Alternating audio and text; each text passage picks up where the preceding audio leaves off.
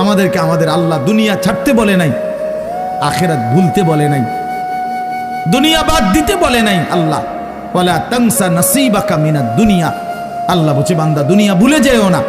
আমি বাজার, ব্যবসা, হাট ঘাট, চাকরি, ক্ষেত খামার, স্ত্রী, সন্তান, ঘর পরিবার, ঘুম, আহার, নিদ্রা, আমি কোনোটাই বাদ দিতে বলি নাই বান্দা, ছাড়তে বলি নাই।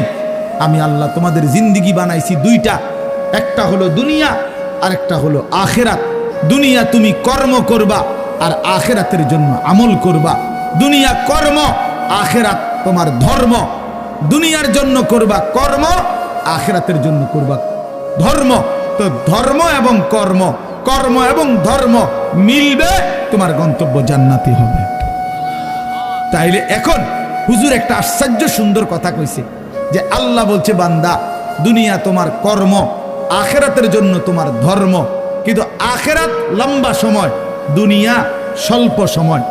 নবীজি সাল্লাল্লাহু আলাইহি সাল্লাম বলছেন একটা সাগরের মধ্যে যদি কেউ নিজের আঙ্গুল সুবায়, ভিজায়, তো আঙ্গুলের অগ্রভাগে যেটুকু পানি, এইটুকুই হলো দুনিয়া, আর সাগরের বাকিটা পানি আখিরাত। তাইলে আখিরাত লম্বা না দুনিয়া লম্বা বলেন? কিন্তু মজার বিষয় হলো লম্বা হলো আখিরাত, স্বল্প হলো দুনিয়া। কিন্তু আল্লাহ তাআলা আমার হায়াত, আমার সময় স্বল্প দুনিয়ার জন্যই দিছেন বেশি, আর অনন্তকালের আখিরাতের জন্য আমল চাইছেন অল্প অল্প। সকাল 6টা বাজে 4 রাকাত ফজরের নামাজ, তাহলে 10 মিনিটের বিষয়। আবার দুপুর 1:30টা বাজে 10 রাকাত জোহরের নামাজ, 20 মিনিটের সময়।